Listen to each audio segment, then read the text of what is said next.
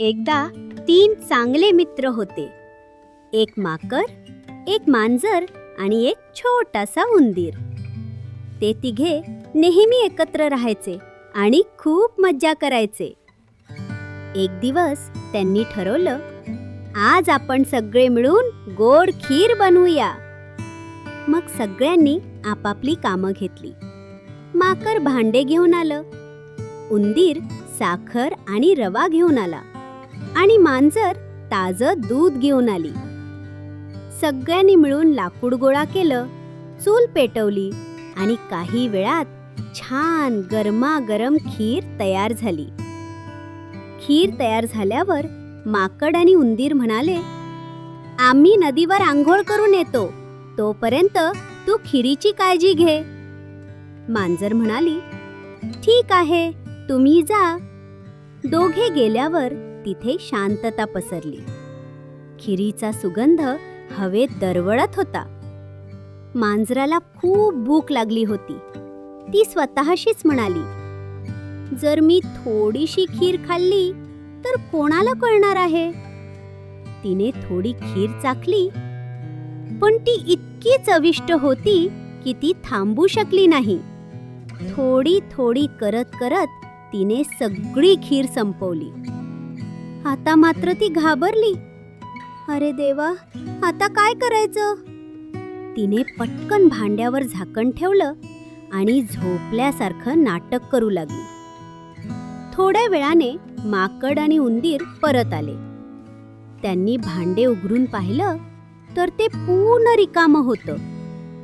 ते दोघे आश्चर्याने म्हणाले, खीर कुठे गेली? मांजर शांतपणे म्हणाली, मला काही माहित नाही, मी तर झोपले होते. माकडाला काहीतरी संशय आला. तो म्हणाला, आपण सत्य शोधून काढूया. त्याने एक घागर आणली आणि पाण्यात ठेवली. तो म्हणाला, आता आपण एक एक करून या घागरीवर बसू आणि म्हणू, जर मी खीर खाल्ली असेल तर ही घागर बुडव. सर्वात आधी माकड धाडसाने घागरीवर जाऊन बसलं. बसताना ते म्हणालं, मी खीर खाल्ली असेल तर घागर बुडव. सगळे त्याच्याकडे लक्ष देऊन पाहू लागले, पण काहीच झालं नाही. घागर शांतपणे पाण्यावर तरंगतच राहिली. मग उंदीर हळूच पुढे आला. तो थोडा घाबरतच म्हणाला, मी खीर खाल्ली असेल तर घागर बुडव. आणि तोही घागरीवर बसला. सगळ्यांना वाटलं आता काहीतरी होईल, पण नाही. घागर अजूनही तशीच स्थिर राहिली. शेवटी मांजराची वेळ आली. ती घाबरत घागरीवर बसली. तिचे पाय थरथरत होते. ती म्हणाली, जर मी खीर खाल्ली असेल तर घागर बुडव. इतक्यात घागर हलू लागली आणि हळूहळू पाण्यात बुडू लागली. मांजर घाबरून ओरडू लागली, मला वाचवा, मी चूक केली, मीच खीर खाल्ली, आता कधी खोटं बोलणार नाही. माकड आणि उंदीर तिला बाहेर काढतात.